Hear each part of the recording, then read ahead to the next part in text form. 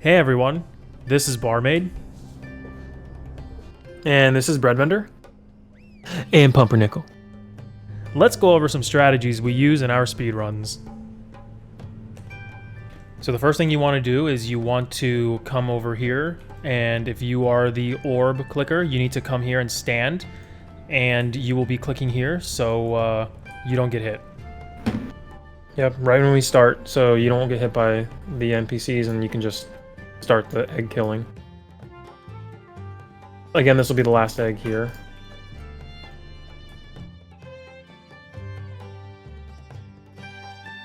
The boss doesn't have to come down the ramp, and it's safer. We don't have LOS issues with healing. Okay, so once Veil Strats is dead, we move up here with Essence of the Red. This is skip number 1. We have 2 skips total. Here's skip number 1. You need to dismiss all pets and hug this corner hard. You see the mobs over here? We're going to be hugging this barrel just like this. You're waiting here. This is very important. You are waiting here until those mobs are pulled. They will be tanked and slept appropriately, and basically we need to kill them very quickly while we have Essence of the Red. As soon as they are pulled, the tank's nowhere to position, but everybody needs to move up here with your back to this keg. Why? Because there's a mob that charges and pushes you back. So don't stand here, you need to stand up here. And if you're a hunter, just back all the way up and shoot what you can. And the goal here is to kill it fast enough where we have Essence of the Red after those die, so we have mana to go for the suppression room. When we start this first tech pack, we need the hunters to drop frost traps along this door right here. This is after Broodlord dies, and Kurzak will be pulling the mobs this way, which means the raid needs to not be over here. In fact, the raid needs to spread out back here or to the other side. And this is so that the mobs group closely together. Basically, there's a fast side over here and a slow side over here. If it's pulled this way, they will group together more effectively. And then the goblins come and you wait to grenade them. Boom, grenade them right there. That's how to do it. So you grenade. Yep, and they'll be fully stacked up. For the Draconids here, when they're pulled into this room, the melee all need to be using free action potions so that they are not stunned. Again, everyone's going to dismiss their pets. Yeah, so you dismiss your pets. So see, there's active mobs here. We can still do this correctly. So here is your point of reference. This entire floor right here, there's a tip. You need to be a little bit in. And this is your line you're running on. You will not aggro anything. See?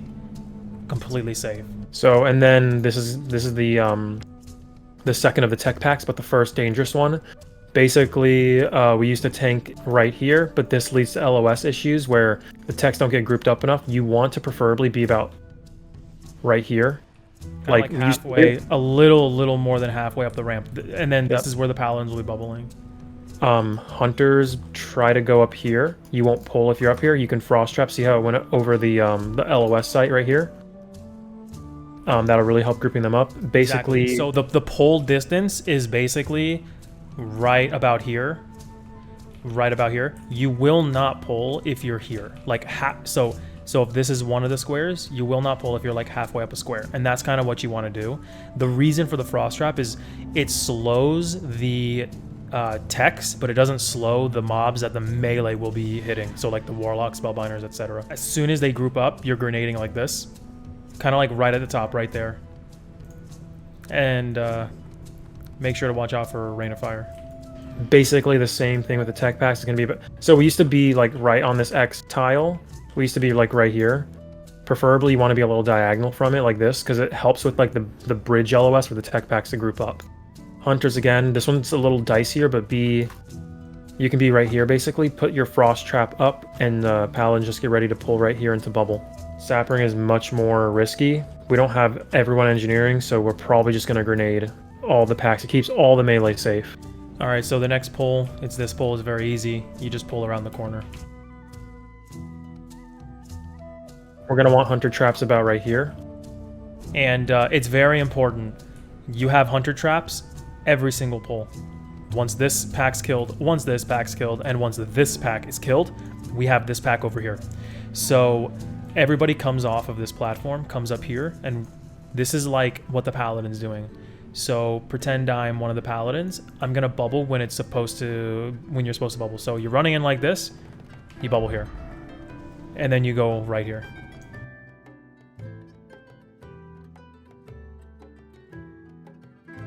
The reason you're doing this is because there's text over here. Right, there's text like in every one of these. And there's text over here. Yeah.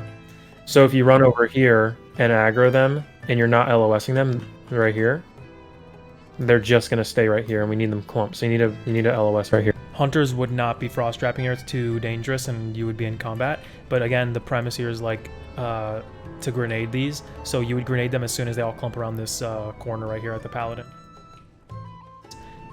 All melee need to be free action potioning this pull if you have the potion timer up. And again, when the Draconids are here and they're running toward you, melee need to be free action potioning this. Every single melee needs to bring multiple free action potions for all the Draconid packs. It's very important that they are all free action potions so that the stuns don't last and they're not impacting our rate. On Chromagus, the melee might stay in depending on what the breath is, so just be prepared to stay in for the breath for maximum DPS uptime. Let's say the skeletons come out. Melee DPS need to continue DPSing the boss, turn around and maybe launch a grenade, like a thorium grenade would be optimal. The reason is killing them, like you can help kill them, but what matters, what ends the timer for the raid is killing the boss. So yeah, whoever is going into melee range of the skeletons, like mages, warlocks, you need to have Stratholme Holy Water, but more importantly, you need to have limited invulnerability potions. So if you're there and you're pulling aggro, you need to be pre-lipping. If you're also a melee and you have grenades have about a 45 yard range. Don't go over and Stratholme Holy Water. You can grenade, like if you're right here on the boss, for example, look how far it goes. It goes all the way over there. So I'm gonna grenade again. There you go. You can just throw a grenade really quickly as a melee. Don't use Stratholme Holy Water. Stay on the boss. Let the range decide to grenade or Stratholme Holy Water. We wanted to give a big shout out to SAS and Bubbled, but also our sponsors for the guild, NordVPN, and also Raid Shadow Legends. Give it a check. You can use code PG for 2% off. We are the 2%. Thank you. Oh my fucking god. We're like hashtag sponsored. Yeah. NordVPN and Raid Shadow Legends. Don't forget the, Damn. Nice.